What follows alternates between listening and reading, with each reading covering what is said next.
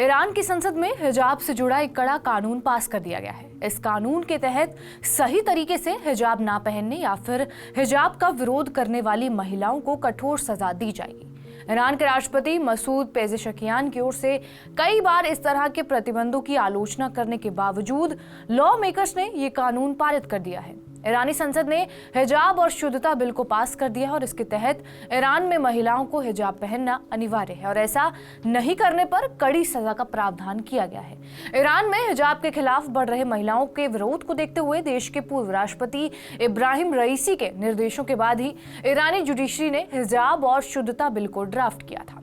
अब ईरान में हिजाब का विरोध भी बढ़ता जा रहा है। 1979 में हुई इस्लामिक क्रांति के बाद से ही ईरान में महिलाओं को सार्वजनिक स्थानों पर सर ढकना जरूरी है। हालांकि 2022 में ईरानी कुर्दिश महिला महसा अमीनी की पुलिस कस्टडी में मौत के बाद से हिजाब न पहनने वाली महिलाओं के नंबर ज्यादा बढ़ गए हैं।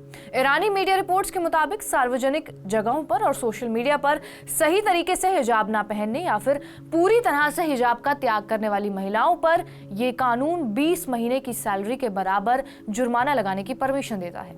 ये जुर्माना 10 दिनों के अंदर भरा जाना चाहिए और ऐसा ना करने पर उस महिला को कई तरह की सरकारी सेवाओं जैसे कि पासपोर्ट रिन्यू करना या फिर इशू करना, ड्राइविंग लाइसेंस या फिर एग्जिट परमिट जारी करने से वंचित कर दिया जाएगा।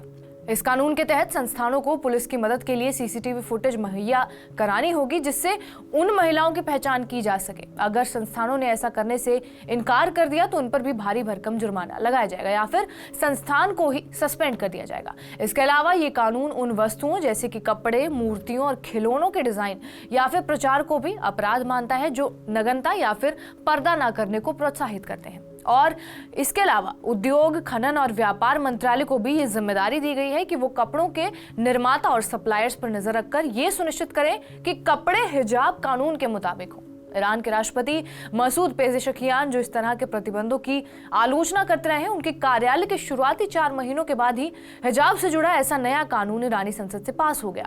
पेजेशकियान को उदारवादी नेता के तौर पर जाना जाता है जो कि आजादी और पश्चिम देशों के साथ अच्छे संबंध बनाने की वकालत करते रहे हैं। उन्होंने अपने चुनाव प्रचार के दौरान हिजाब कानून को बलपूर्वक लागू करने की आलोचना की थी। राष्ट्रपति पेजेशकियान के समर्थकों को उम्मीद थी कि उनके प्रशासन में अनिवार्य हिजाब से जुड़े कानूनों में ढील मिलेगी, लेकिन आलोचकों का तर्क यह है कि ईरान में अनिवार्य हिजाब कानून सरकार के सीधे कंट्रोल से बाहर है।